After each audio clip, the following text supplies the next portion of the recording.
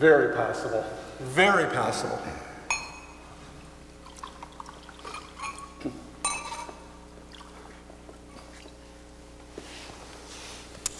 Nothing like a good glass of Chateau de Chastellier wine. Eh, Josiah? Oh, you're right there, Victoria. Who'd have thought 20 years ago that we'd be sitting here drinking Chateau de Chastellier wine? Yeah, in them days, we would have been glad to have the price of a cup of tea. A cup of cold tea. Without milk or sugar. Or tea. In a filthy cracked cup. Oh, we never could manage a cup. We always used to have it in a bit of rolled up newspaper. Well, the best we could do was to suck on a piece of damp cloth. But we were happy in those days, though we were poor. Because we were poor. My old man used to say to me, money doesn't buy you happiness. He was right. I was happier then, though we had nothing. We used to live in a tiny little house with a great big hole in the roof. House? You were lucky to have a house. We had to live in a room, all 126 of us, with no furniture, and half the floor was missing. We had to huddle in the corner for fear of falling. Well, you were lucky to have a room. We used to have to live in the hallway. Oh, we used to dream of living in a hallway. Would have been a palace to us. We lived in an old water tank on a garbage dump. Woke up every morning by having a load of rotting fish dumped on our heads. House. Oh.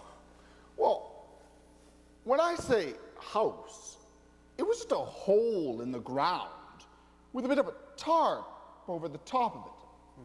But it was a house to us. We got evicted from our hole in the ground. We had to go live in a lake.